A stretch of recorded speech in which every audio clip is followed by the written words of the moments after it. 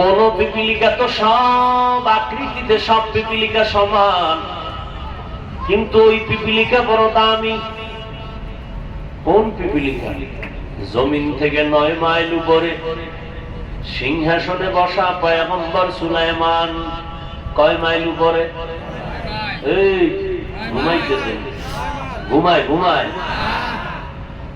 পয়গম্বর সুলাইমানের সিংহাসন কয় মাইল উপরে?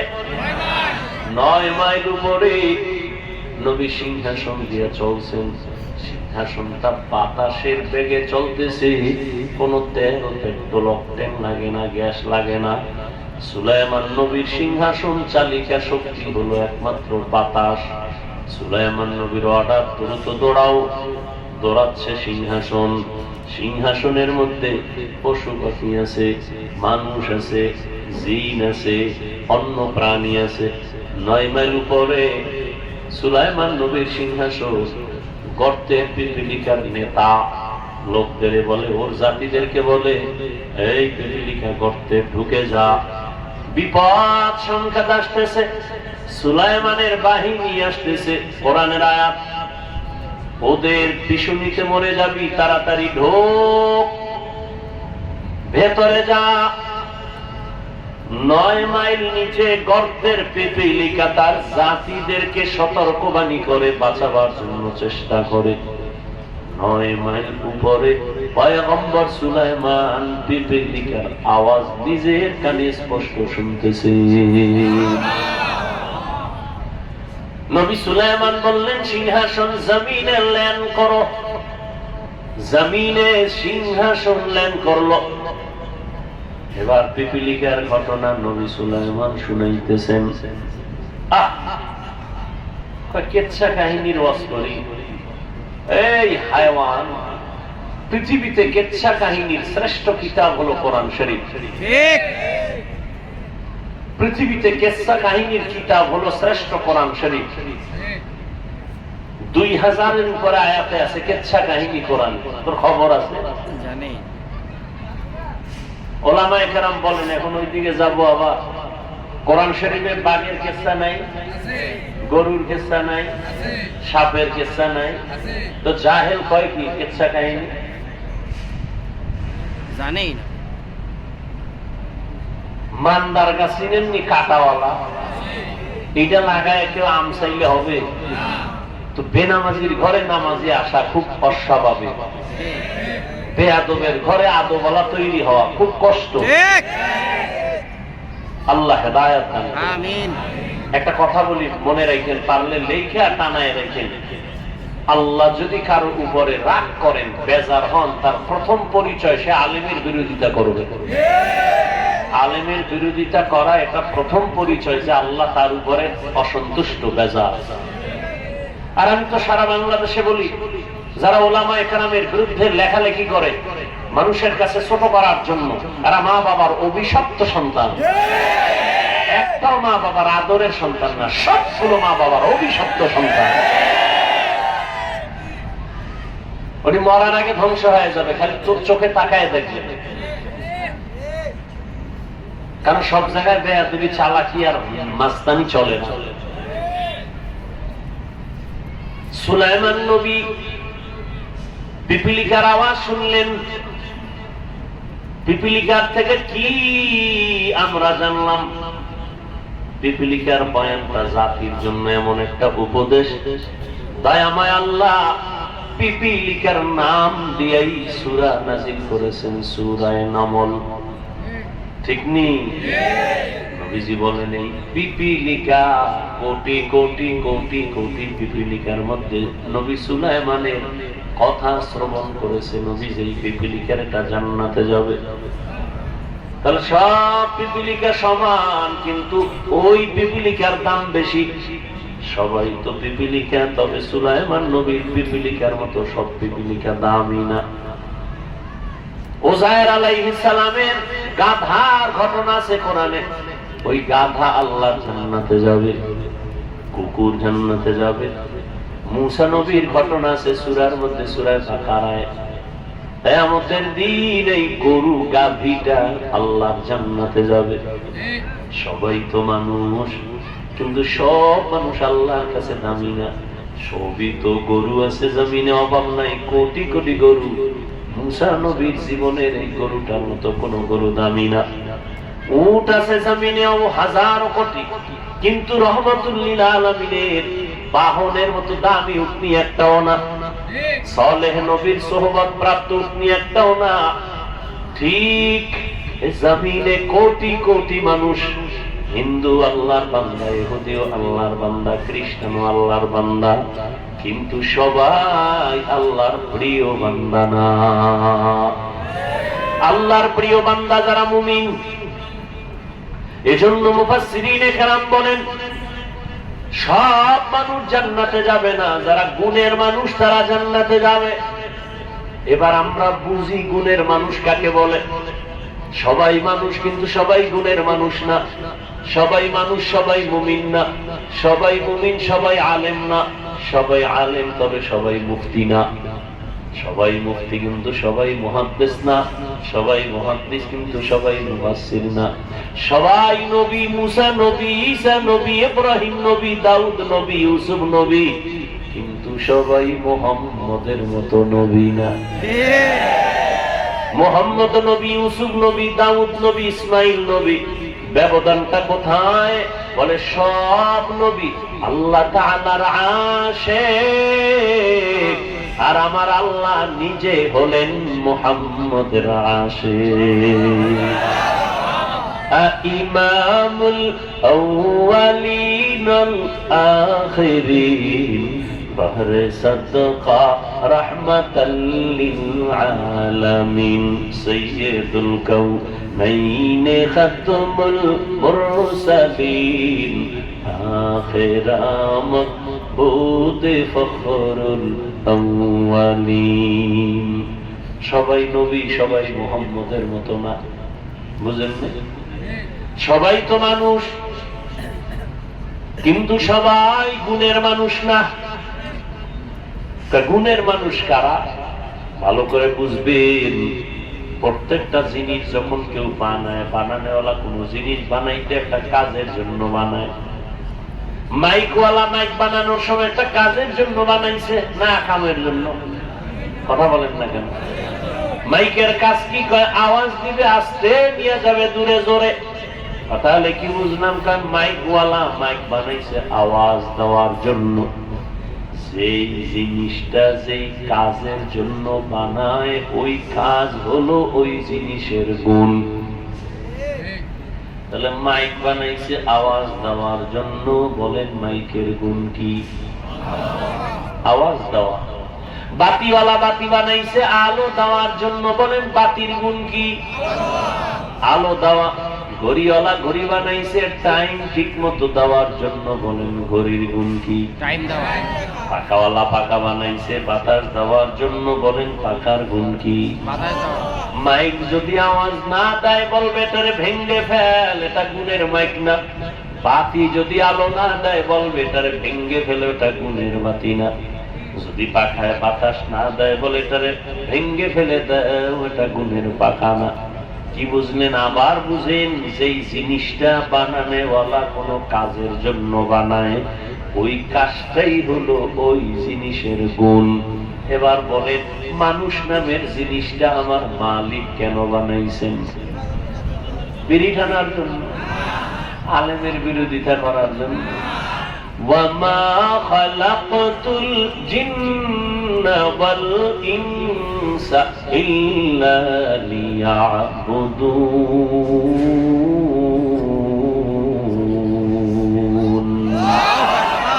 মা খালাকতুল জিন্না ওয়াল ইনসি বাখাজুজ ইবাদত নিস্তে মাকসুজ আজ্জাহা।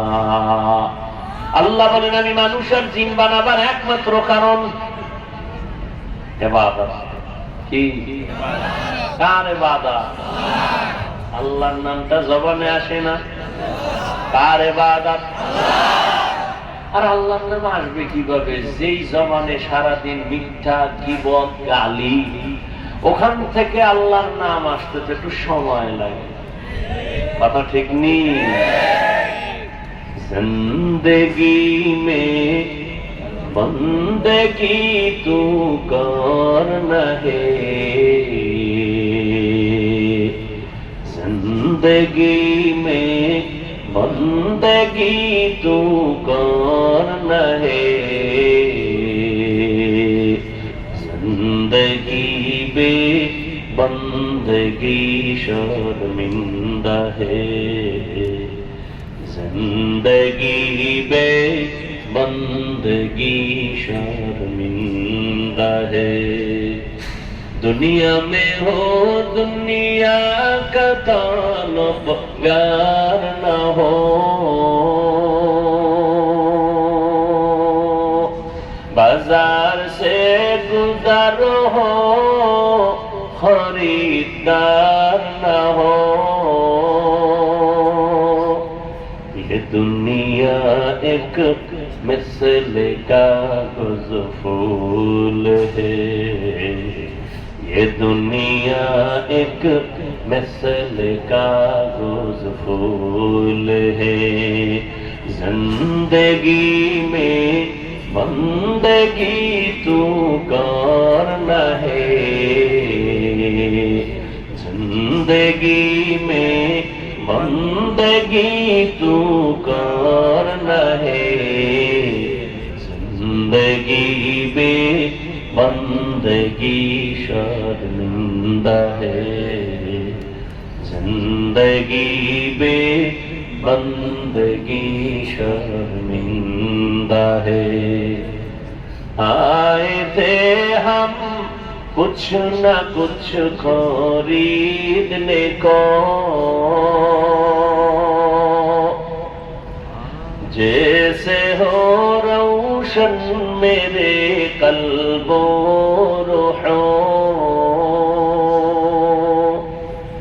آئے تھے ہم کچھ نہ کچھ خریدنے کو، جیسے ہو روشن میرے قلب و روحوں، ورنہ کوئی چارہ تو جہاں میں نہیں، ورنہ کوئی چارہ تو جہاں میں نہیں، زندگی میں بندگی تو کرنا ہے، زندگی میں بندگی تو کرنا ہے، زندگی بے بندگی شرمندہ ہے، زندگی بے بندگی شرمندہ ہے، زندگی میں بندگی کن بندگی، بندگی بے زندگی শর্মিন্দগি। কষ্ট হয় আপনাদের? আর একটু থাকবেন ইনশাআল্লাহ। আল্লাহ কবুল করুন, আমিন। হ্যাঁ, যেই জিনিসটা যেই কাজের জন্য বানানোওয়ালা বানায় ওই কাজ হলো ওই জিনিসের গুণ। আল্লাহ মানুষ বানাইছেন কেন ইবাদতের জন্য। বলেন? ইবাদতের জন্য। একমাত্র ইবাদত। কার ইবাদত? আল্লাহ। আল্লাহর ইবাদতের জন্য বানাইছেন। তাহলে কি বুঝলেন মানুষের গুণ কি? ইবাদত। ইবাদত করা। অতএব যেই মানুষটার মধ্যে আল্লাহর ইবাদত নাই সেটা মানুষ ঠিক, তবে গুণের মানুষ না। ঠিক। আর যে গুণের মানুষ হবে না ওই বান্দা জান্নাতও পাবে না। গর্ব সুরত আদমি ইনসাবুদে আহমদ বু জাহলো হামে সাবুদে আদমিয়ত লাহমু শাহম পুশতে নিজ আদমিয়ত জুজরে যায় দুস্তনি। সবাই আল্লাহর বান্দা, তবে প্রিয় বান্দা না। হিন্দু আল্লাহর বান্দা, প্রিয় বান্দা না। ইহুদি আল্লাহর বান্দা, প্রিয় বান্দা না। খ্রিস্টান আল্লাহর বান্দা, প্রিয় বান্দা না। আখিরি নবীর উম্মত আমরা, বান্দা বটে তবে আল্লাহর প্রিয় বান্দা। আল্লাহ বলেন আমি গুণের মানুষকে জান্নাত দিব, যারা গুণের মানুষ না, বংশগত মানুষ হলে জান্নাত পাবে না, জন্মগত পরিচয় মানুষ হলে জান্নাত পাবে না, একমাত্র গুণের পরিচয় মানুষ জান্নাত পাবে। মানুষের গুণ হলো ইবাদত করা। কার ইবাদত? ইবাদত মানে সারা রাত যায় নামাজে তাসবিহ টানো, দিনের বেলা রোজা রাখো, হ্যাঁ না। মানুষ তুমি দুনিয়াতে আসা থেকে মৃত্যু পর্যন্ত যা করবা, যা বলবা, সব হলো ইবাদত। খানা খাও ইবাদত, ঘুমাও ইবাদত, বাজার করবা ইবাদত। বান্দা তুমি কাউকে মোহব্বত করবা ইবাদত, কাউকে দুশমন মনে করো ইবাদত, হাসবা ইবাদত, কান্না করবা ইবাদত। তবে এগুলো মন গড়া না, দুইটা শর্তের বিনিময়ে। আমি যা করব, যা বলবো, এক নাম্বার শর্ত হলো রেজা বিল কাজা, দ্বিতীয় শর্ত হলো তরিকায়ে রাসূল। আপনি আমি যা করব, যা বলবো, সব হবে আমার আল্লাহর খুশির জন্য, নবীর তরিকায়। কার আদর্শে? নবীর আদর্শে। লাকাদ কানা লাকুম ফি রাসূলিল্লাহি উসওয়াতুন হাসানাহ। রহমতের নবীর মধ্যে আছে উত্তম আদর্শ। তুমি নামাজ যদি পড়ো, নবীর তরিকায় পড়ো, ইবাদত নবীর তরিকায়। বাথরুমে যাবা, ইবাদত নবীর আদর্শ মেনে। পানি পান করো, ইবাদত নবীর তরিকা মেনে, আদর্শ মেনে। ঘুমাও, ইবাদত নবীর আদর্শ মেনে। কাউকে বন্ধু মনে করো, ইবাদত নবীর আদর্শ মেনে। কাউকে দুশমন মনে করো, ইবাদত নবীর আদর্শ মেনে। হাসি দাও, ইবাদত নবীর আদর্শ মেনে। কান্না করো, ইবাদত নবীর তরিকা বাদ দিয়া নামাজ পড়লেও ইবাদত হবে না। নবীজির তরিকা আদর্শ বাদ দিয়া বান্দা রোজা রাখবা, ইবাদত হবে না। ও যুবক, একটু আমাকে জবাব দাও, আমার নবীজির আদর্শ থেকে দামি আর আদর্শ কারো কাছে আসেনি? নাই।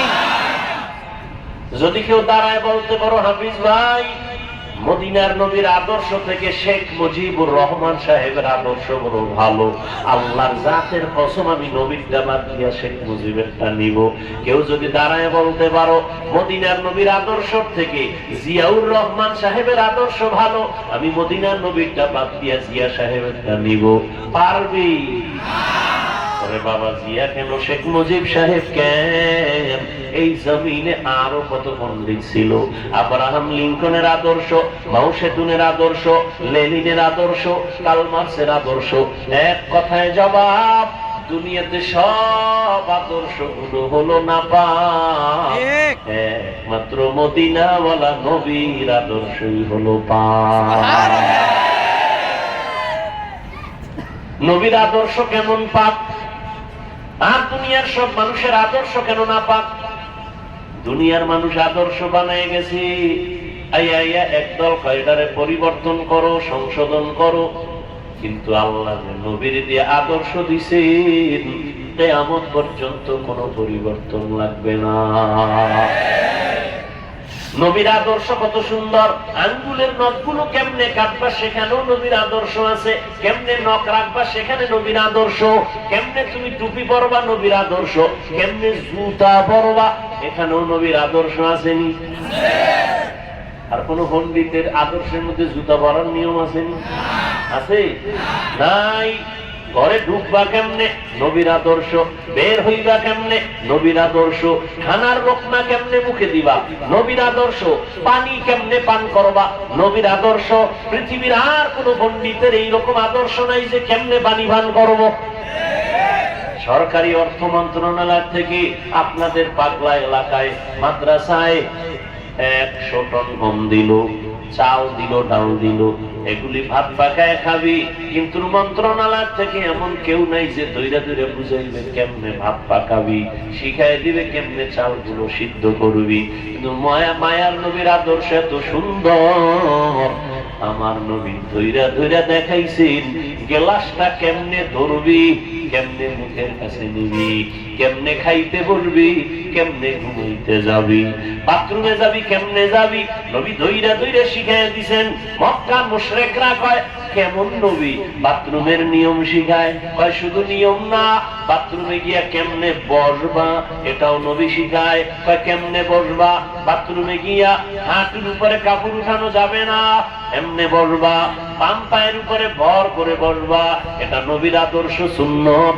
ডান পায়ে ভর করবা না, বাম পায়ের উপরে ভর করে বসবা, টিস্যু ঢিলাগুলো ব্যবহার করবা, এরপরে ঢোকার আগে দোয়া পড়বা, খালি মাথায় বাথরুমে যাবা না, খালি পায়ে বাথরুমে যাবা না, ব্রেন কমে যাবে, দোয়া ছাড়া ঢুকবা না, কারণ সব শয়তানের আড্ডা হলো বাথরুম, জিন্নাতেরা বাথরুমে থাকে।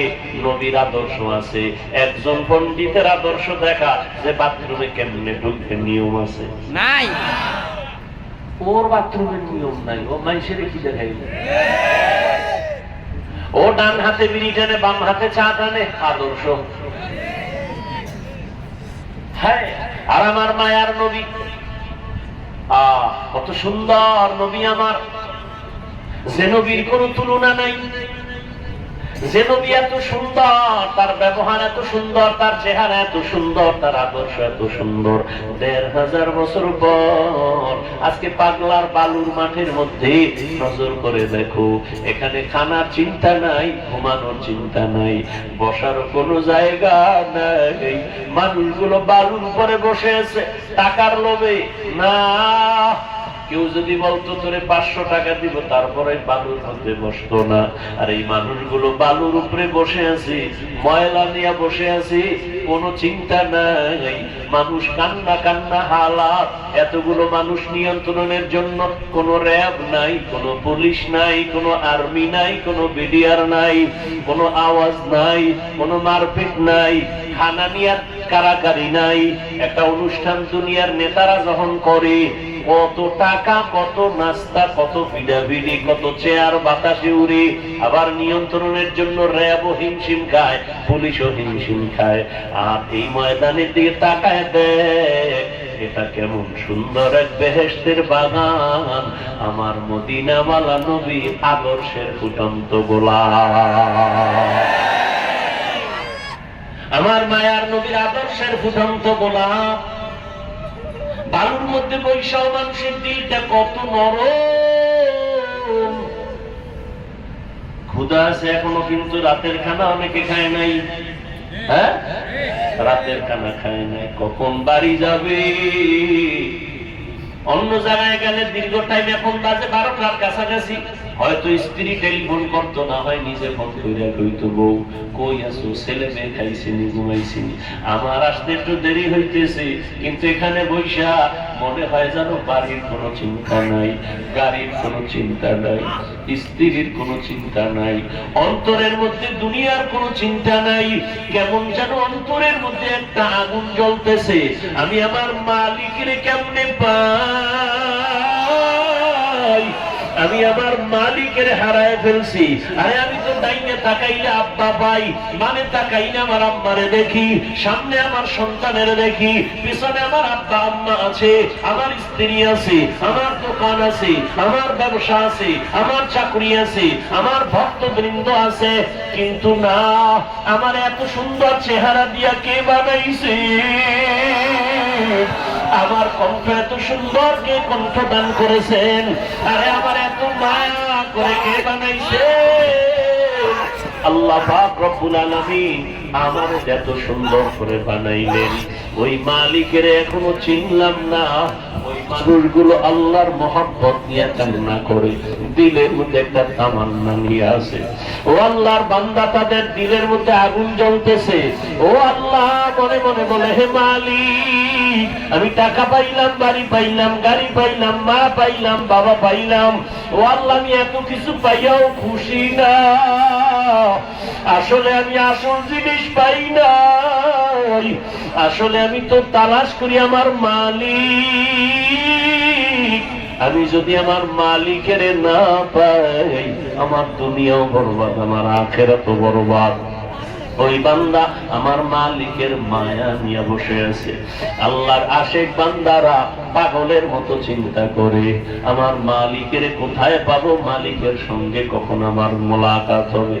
ওই বান্দা কথার ফাঁকে ফাঁকে একটা নিঃশ্বাস ছাড়ে, আহ আহ আহ বলে একটা নিঃশ্বাস ছাড়ে, মনে হয় যেন কি হারায় গেল।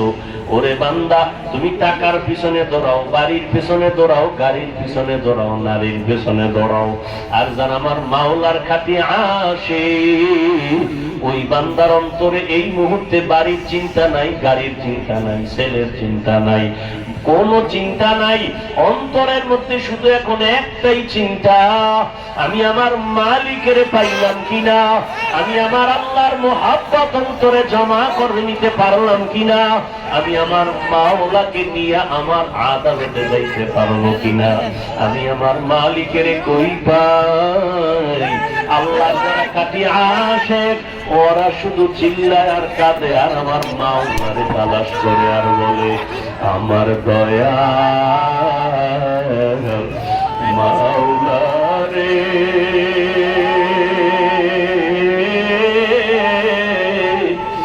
আমার দয়ার মাবুদ রে, কোথায় গেলে পাইব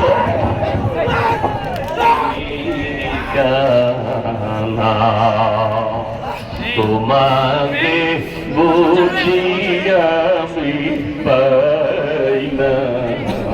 বলো না, আমার দয়া মাওলা রে, আমার দয়ার মাবুদ রে, কোথায় গেলে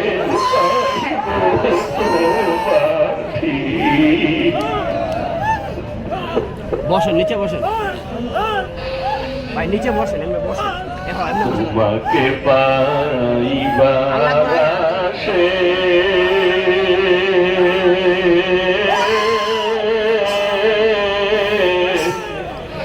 ঘুরি আমি বিদেশে, কোরআনের বাগানে কামড়ি সানা, আমার দয়া মাওলা রে,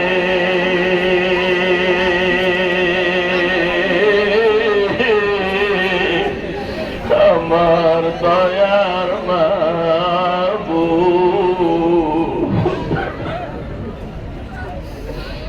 তোমাকে বুঝি আমি পাইলাম না, কোথায় গেলে পাইব তোমার ঠিকানা।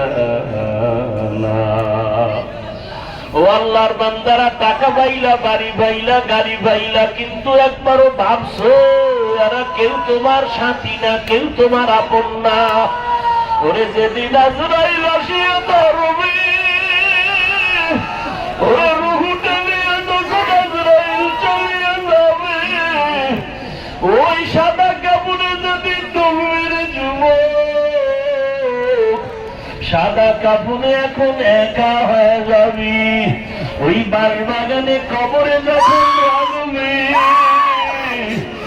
একা একা শুয়ে থাকবি, দেখবি মা নাই, বাবা নাই, কই আমার মা, কই আমার বাবা, কই আমার টাকা, কই আমার ক্ষমতা। ওই অন্ধকার কবরে এখন তুমি একার কেউ নাই।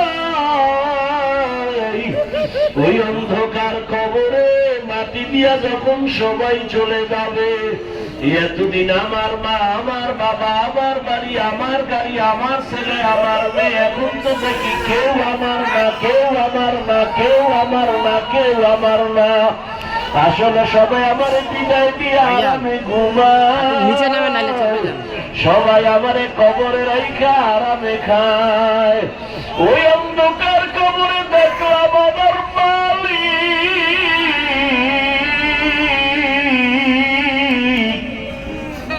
ওই কবরে আমার মাওলা ছাড়া আমার আর আপন কেউ হবে না রে বাবা। ওই মাওলার একটু আপন বানাও, ইবাদতের মাধ্যমে একটা গুণের মানুষ হও। আমার নবীর তরিকার মালা গলায় লাগাও। ও আমার কলিজার যুবক, ও বৃদ্ধ বাবাজি, মা বোনেরা, জীবনে তো গুনাহ কম করো নাই, আমার মাওলার ভয় নিয়ে তওবা করো। আল্লাহর দেওয়া পানি, আল্লাহর দেওয়া বাতাস, আল্লাহর দেওয়া সূর্যের আলো, চাঁদের আলো ভোগ করতেছো, কিন্তু ওগুলো ভোগ কইরা একবারও কি আমার আল্লাহরে হাজিরা দিয়া বলছো লাব্বাইক? আবার আল্লাহর সামনে কি একবারও সিজদায় পড়ে বলছো সুবহানা রাব্বিয়াল আ'লা? ওরে আমার মাওলা, যদি সিজদায় পড়ে যদি একবার ডাক দিতি, আমার মাওলা কুদরতি পা তোর কপালের নিচে ঢুকায় দিয়া বলতো বান্দা আয়, জীবনে যত গুনাহ করছো তওবা কর, আমি মাফ করে দিব। আমার দরজা ছাড়িয়া কই যাবি? আর দরজা নাই, যেখানে যাবি জাহান্নামের আগুন। আমার রহমতের দরজা ছেড়ে যাইও না রে গোলাম। ওরে দাড়ি কামানেওয়ালা ভাই, জাহান্নামের দরজায় বসে আছো, বেপরদায় গিয়া জাহান্নামের দরজায় বসে আছো। এখনো সময় আছে, ফিরিয়ে আসো আর আমার মালিকের ডাক দাও। অন্তর দিয়া ডাকো আর বলো, হে দয়ার আল্লাহ, জীবনে তো কত নামাজ ছাড়লাম, দাড়ি কাটলাম, বেপরদায় চললাম, মন মতো গুনাহ করেছি, মা বাবার সাথে বেয়াদবি, ওলামায়ে কেরামের সাথে বেয়াদবি, মুরব্বীদের সাথে, শিক্ষকের সাথে বেয়াদবি। আল্লাহর কাছে মনে মনে বলো, আল্লাহ, মরিয়া গেলে তো তুমি ছাড়া আমার আর আপন কেউ হবে না। আজকে থেকে তওবা করে নিলাম, আর নামাজ ছাড়বো না, দাড়ি কাটবো না, বেপরদায় চলবো না, মা বাবারে কষ্ট দিব না, ওলামায়ে কেরামের পরামর্শ নিয়ে, শিক্ষক মুরব্বীদের দোয়া নিয়ে চলবো, নবীর তরিকায় চলবো। আল্লাহর কাছে 2 ফোঁটা চোখের পানি ছেড়ে তওবা করো। তোমার মতো যুবক স্কুলে পড়ে, কলেজে পড়ে, চাকরি করে, ব্যবসা করে, নামাজ ছাড়ে না, দাড়ি কাটে না, তুমি কেন পারবা না? ও আল্লাহর বান্দারা, গুনাহ নিয়ে কবরে গেলে জানুনি কত ভয়ঙ্কর হালাত। দুনিয়াতে একটা মশার কামড় সইতে পারো না, দুনিয়ার সূর্যের গরম সহ্য করতে পারো না। ওরে গুনাহ নিয়ে বেনামাজি অবস্থায় তওবা না করে যদি মরিয়া যাও, ওই কবরে 2 পার্শ্বের মাটির চাপ, ওই কবরে জাহান্নামের আগুনের গরম, সাপ বিচ্ছুর কামড় কেমনে সহ্য করবা? আল্লাহকে মনে মনে বলো, আর চোখের পানি ছেড়ে কাঁদো, আর বলো, আল্লাহ, আর নামাজ ছাড়বো না, আর দাড়ি কাটবো না, বেপরদায় চলবো না। ও দয়ার মালিক, এই ময়দানে তাকায় দেখেন আপনার গোলামরা কেন আসছে, বালুর ভিতরে বসে কি চায়? আয় আল্লাহ, একজনকেও খালি ফিরাইয়া দিয়েন না। আয় আল্লাহ, সবাইকে তওবাওয়ালা জিন্দেগি দান করেন। আয় আল্লাহ, নবীর আদর্শের উম্মত বানায় দেন। আপনার মারিফত আমাদের সিনার মধ্যে দান করেন, মারিফতের নূর দিয়ে সিনাটা ভরপুর করে দেন। আয় আল্লাহ, গুণের মানুষ হওয়ার তৌফিক দান করেন, আমিন। আলহামদুলিল্লাহি রাব্বিল আলামিন।